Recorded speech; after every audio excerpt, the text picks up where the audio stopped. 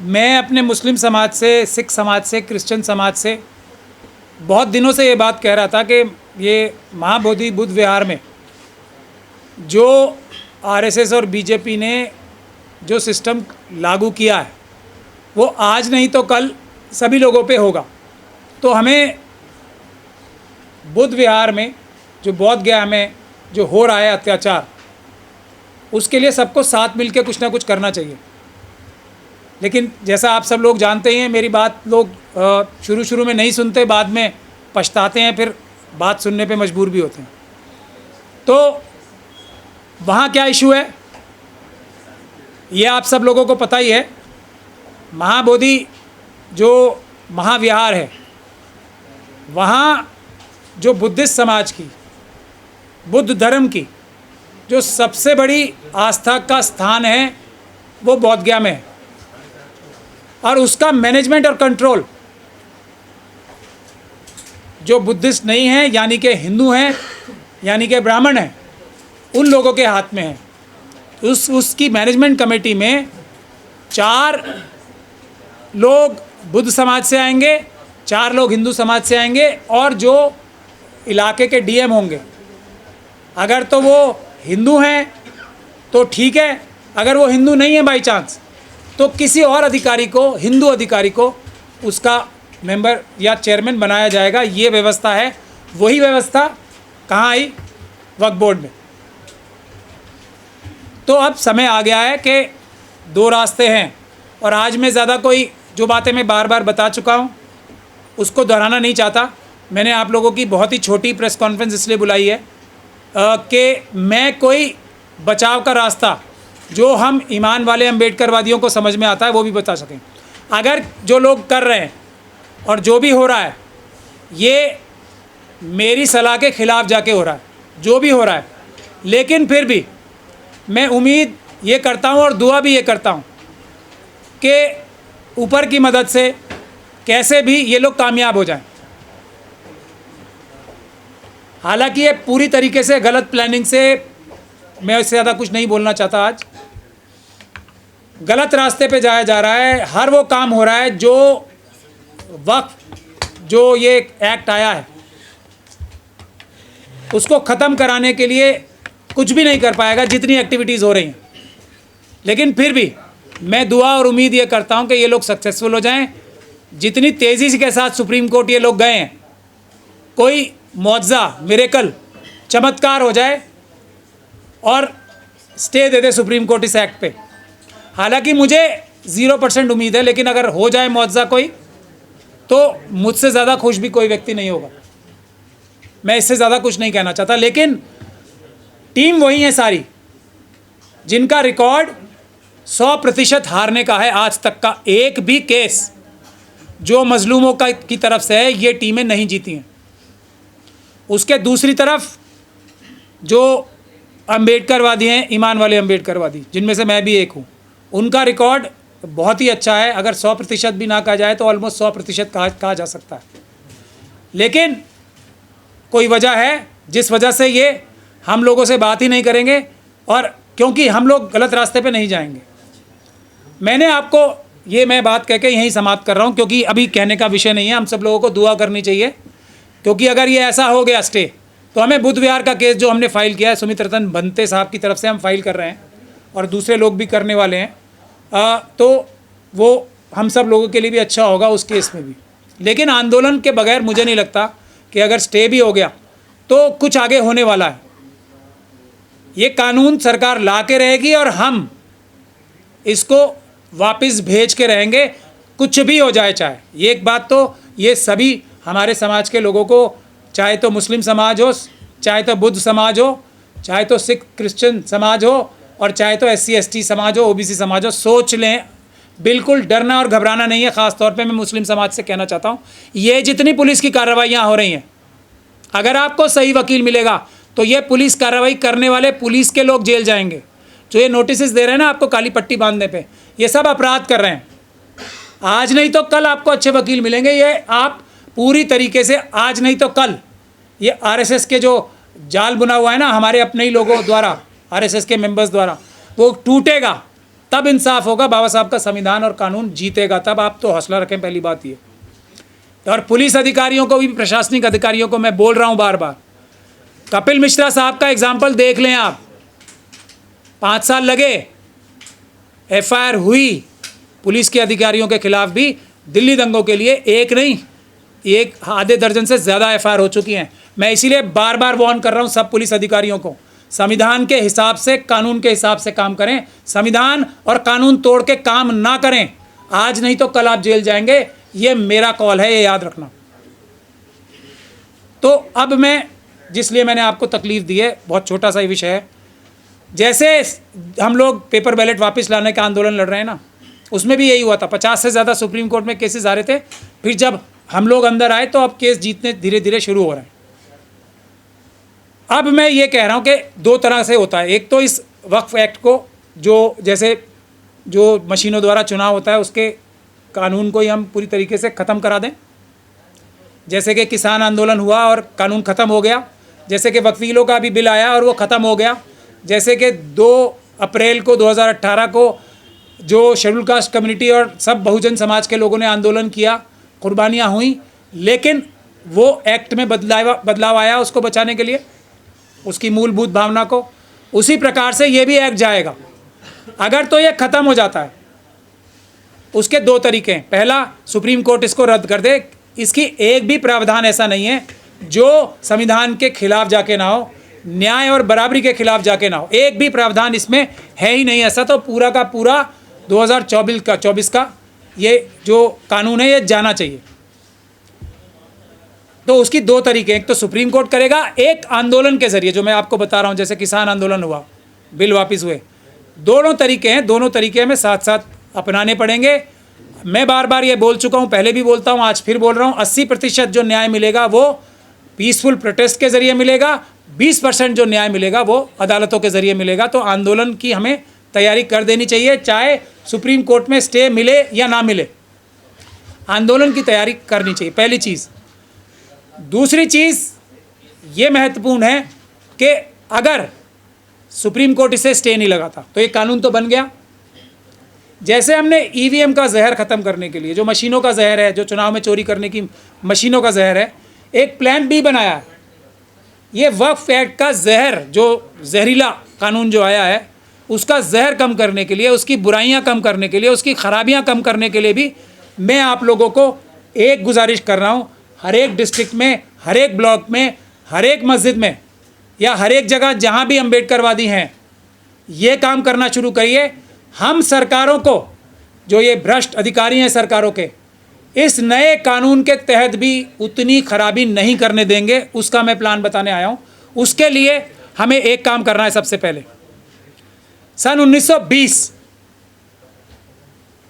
से लेकर सन 1960 तक, बहुत इंपॉर्टेंट डेट्स हैं ये, सन 1920 से लेके सन 1960 तक हर एक डिस्ट्रिक्ट जज जो होता है ना, हर एक डिस्ट्रिक्ट का पूरे देश में, उनके पास जो भी बाशऊर लोग हैं, जो भी एक्टिव लोग हैं, उनको जाना है और वक्फ की प्रॉपर्टीज़ जो रजिस्टर हुई हैं और वक्फ के जितने भी केसेस चले हैं डिस्ट्रिक्ट अदालतों में, डिस्ट्रिक्ट जज के सामने, 1900, एक बार फिर रिपीट कर रहा हूँ, 1920 से लेकर 1960 वक्फ के सारी प्रॉपर्टीज़ उस दौरान रजिस्टर होती थी। कहाँ?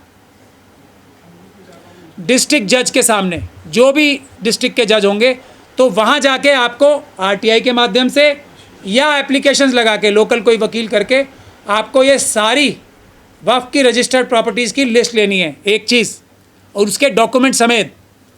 इसमें थोड़ा बहुत खर्चा आएगा तो आप लोग चंदा करके कर लेना। लेकिन इन सारी कार्रवाइयों से जितनी ये तंजीमें हैं ना जो आज लगी हुई हैं, सारी सब भाग के सुप्रीम कोर्ट पहुंच गए हैं, जिनके लिए मैं दुआ कर रहा हूं कि जीत जाएं वो, उनके किसी भी व्यक्ति को इन्वॉल्व करके मत करना। ये मैं आप लोगों से हाथ जोड़ के निवेदन कर रहा हूं। इनको सबको दूर रखना किसी भी हालत में। ये हमारा प्लान है, ये ईमानदारी वाला प्लान है, इसमें उन लोगों की कोई ज़रूरत नहीं है।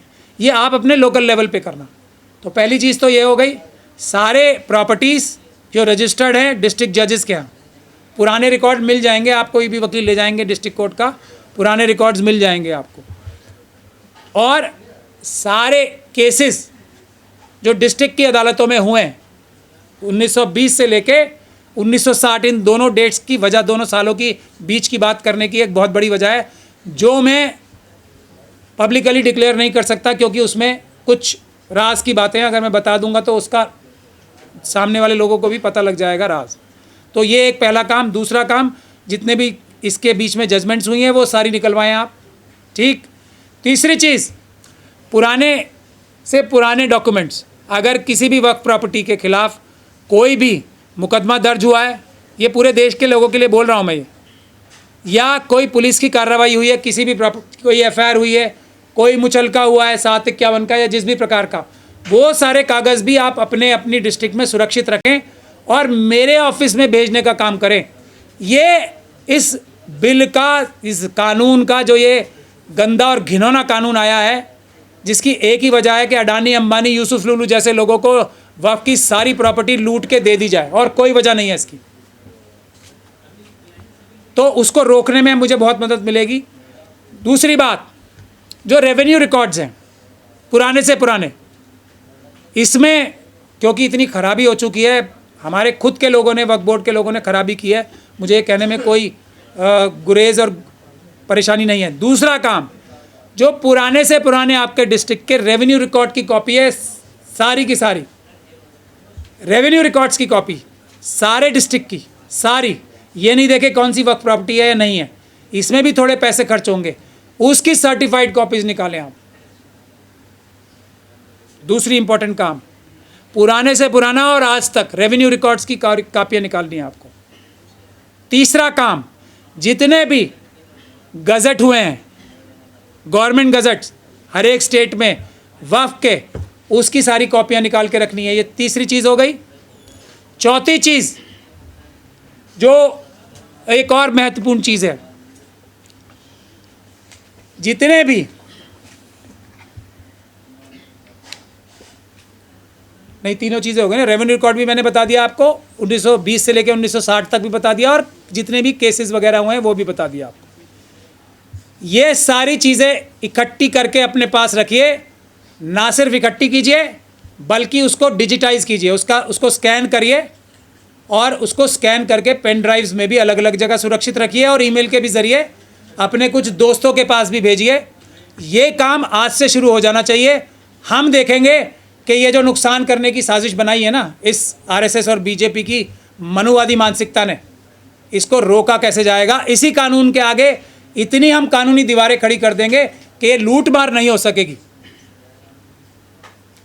मैंने बुनियादी तौर पे इसीलिए आपकी ये प्रेस कॉन्फ्रेंस बुलाई थी कि हौसला, हिम्मत नहीं छोड़नी है। अभी असली लड़ाई शुरू ही नहीं हुई है, अभी तो ये नूरा कुश्ती हो रही है। मेरे हिसाब से असली लड़ाई होनी है और उसमें जीत हमारी होनी है। मैं फिर एक बार रिपीट कर रहा हूँ, अगर ये कानून आएगा तो ये कानून जाएगा भी, ये मेरा कॉल है। और ये कानून आया है तो ये कानून गया भी होगा एक दिन, ये मेरा कॉल है, ये एक ईमान वाले अम्बेडकरवादी का कॉल है। अब दूसरी बात यह है कि हम बहुत जल्दी पटना जाएंगे और बुद्ध विहार और जो बोध गया का बोधि महाविहार जो है उसका आंदोलन, और वक्फ का जो दोनों एक्ट है ना, एक क्या है, एक BT एक्ट है, BGT एक्ट है एक्चुअली, तो वो भी गैर कानूनी, गैर संवैधानिक है 1949 का, वो भी वापस लो, और ये 2025 का वक्फ एक्ट भी वापस लो। ये आंदोलन बिहार की धरती से शुरू होगा, बहुत जल्दी होगा। मैं अगले आने वाले हफ्ते में ही बिहार पटना जाऊंगा, वहाँ पे हम ये आंदोलन शुरू करेंगे, लेकिन दोनों समाज मिल के शुरू करेंगे।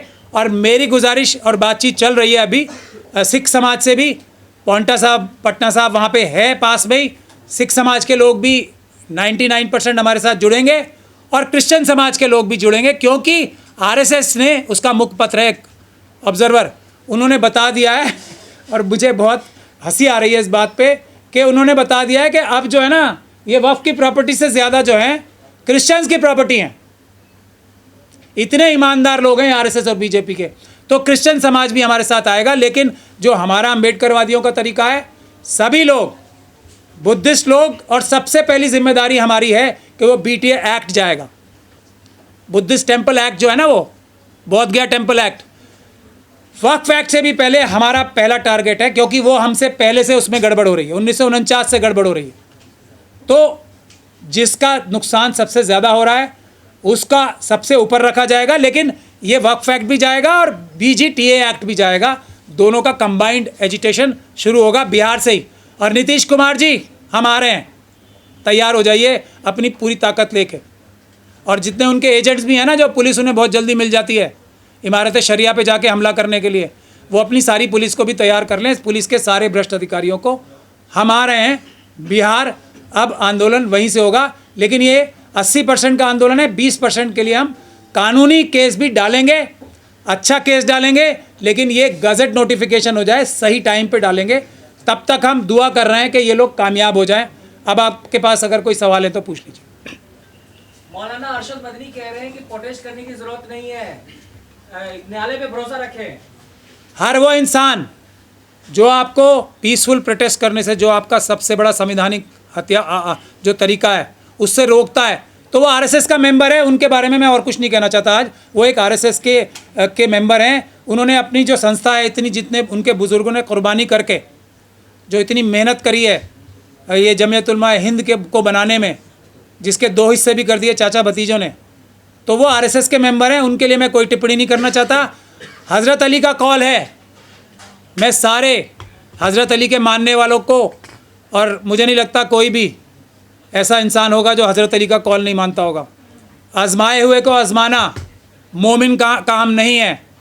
अरशद मदनी साहब और ये जितनी भी टीम वहाँ जा रही है, अब आपने मुझसे सवाल पूछ के फिर वो बात कहलवा ली, वही टीम है जिसको आप बार बार, एक बार नहीं बहुत बार आजमा चुके हो और हर बार आपके हाथ नाकामी लगी है। तो उनकी बात मत कीजिए। मैं दुआ ही कर सकता हूँ कि कोई मुआवजा हो जाए, वो लोग हारने के लिए जाएं और जीत जाएं, ऐसी दुआ मैं कर रहा हूँ।